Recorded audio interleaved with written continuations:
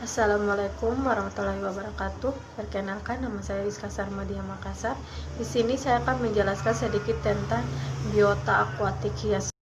Yang pertama, prospek bisnis ikan blue devil. Ikan blue devil merupakan salah satu ikan hias yang sangat diminati oleh pecinta ikan hias.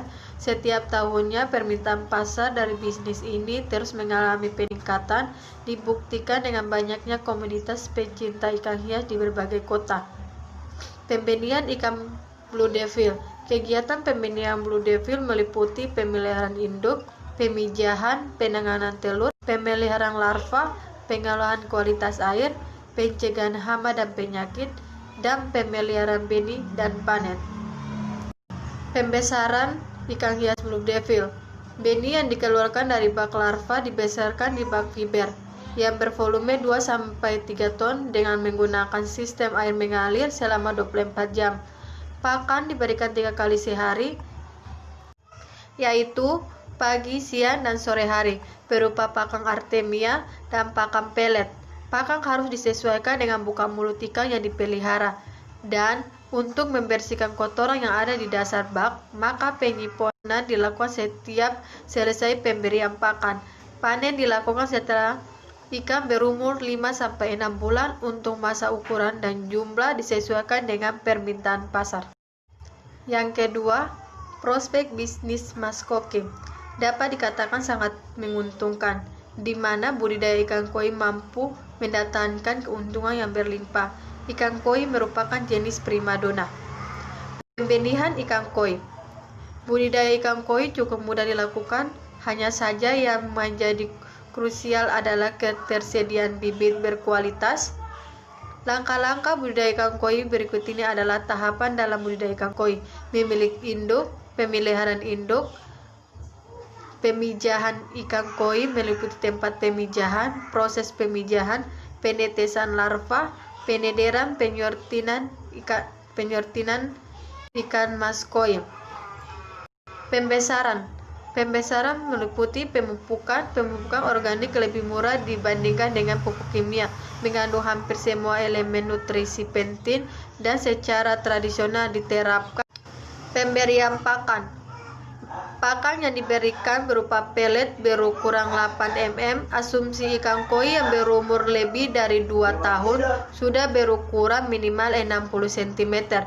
Jumlah pakan yang diberikan sekitar 3-5% dari bobot tubuhnya dalam satu hari. Frekuensi pemberian pakan 2-4 kali. Pemeliharaan kolam atau tambak. Jaga kualitas air kolam agar ikan koi yang Anda pelihara sehat. Mengganti air seminggu sekali. Pembatasan ikan dalam kolam.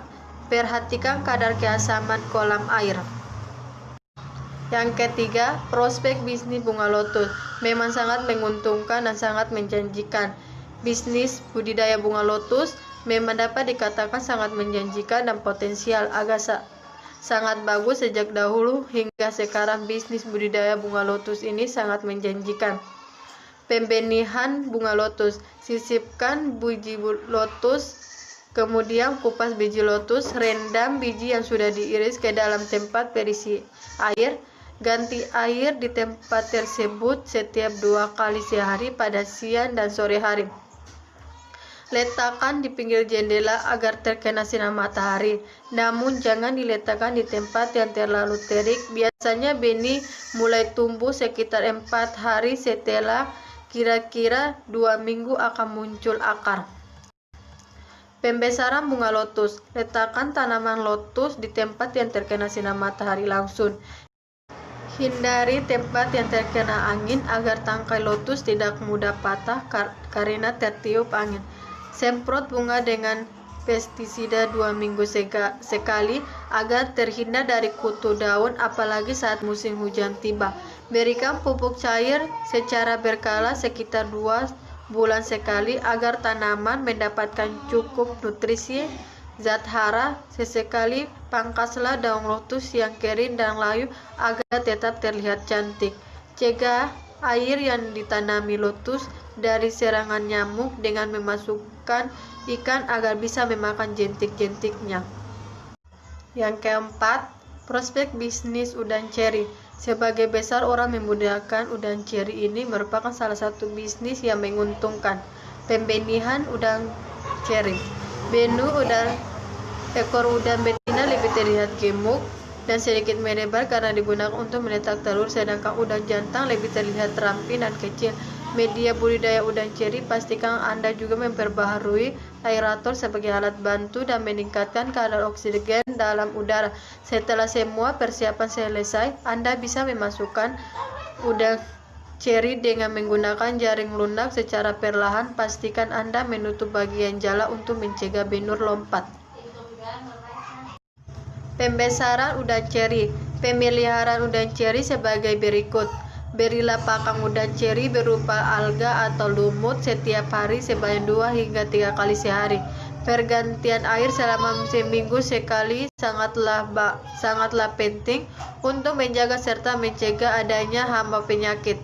Jika ada udang yang terkena hama atau penyakit, pisahkan dengan udang lain dan lakukan perawatan khusus seperti pemberian obat dan vitamin khusus. Yang kelima, prospek bisnis koya batok. Dengan melihat peluang dan potensi, maka budidaya kura-kura koya batok bisa menjadi salah satu bisnis yang menjanjikan. Pembenihan koya batok. Induk merupakan indukan jantan dan betina yang ada dikondisikan sehat dan tidak terkena serangan penyakit apapun. Pergerakan keduanya lincah dan tidak terlihat lemah. Cara mempersiapkan kandang yang ideal. Pada dasarnya kita harus ketahui karakteristik hewan kura-kura batok yang menyukai hidup di kedaratan, namun juga jangan lupa bahwa hewan satu ini juga membutuhkan air tidak hanya untuk memenuhi kebutuhan minumnya, tetapi juga sarana perkembangannya. Pembesaran kuya batok. Cara merawat kura-kura batok. Pakan dan minuman. Makanan yang dapat diberikan adalah berupa daunan. Kebutuhan pakan diberikan secara bertahap, yakni 3 kali sehari dan saat betina siap bertelur, maka pemberian pakan harus ditingkatkan. Untuk minuman Anda sebaiknya tidak perlu menyediakan, sebab kolam yang biasa dipakai kura-kura yang telah tersedia di dalam kolam kandang juga. Mengawinkan induk, sebenarnya proses ini dapat berlangsung secara alami. Anda hanya harus menetapkan kedua induk yang siap kawin di dalam satu kandang. Maka dengan begitu proses perkawinan alami akan dapat berlangsung dengan alami. Rawat anak-anaknya saat telur sudah menetas. Yang keenam, prospek bisnis karang hias Acropora. Budidaya karang hias ini potensial luar biasa seperti dikondisikan COVID-19, permintaan pasar tidak terganggu, bahkan lebih tinggi pemasarannya. Maka dari itu prospek bisnis karang hias ini sangat menjanjikan untuk pembudidaya karang hias. Pembenihan. Ciri-ciri karang yang sehat dapat dilihat dari warnanya yang cerah dan tegas. Metode rak jaring dan subter banyak digunakan untuk budidaya karang hias. Metode ini banyak digunakan karena mudah secara operasional.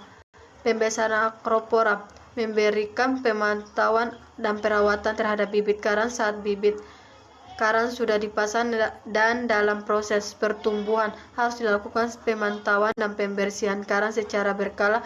Hal ini dilakukan untuk menjaga kesehatan bibit karang. Bibit karang yang sudah terjangkit penyakit biasanya akan sulit dipulihkan kembali. Cara salah satunya hanya dengan memotong karang yang sudah berpenyakit agar penyakit tersebut tidak menyebar luas. Mungkin itu saja hasil dari presentasi saya. Lebih dan kurangnya saya mohon maaf. Wabillahi taufiq wal hidayah. Wassalamualaikum warahmatullahi wabarakatuh. Terima kasih.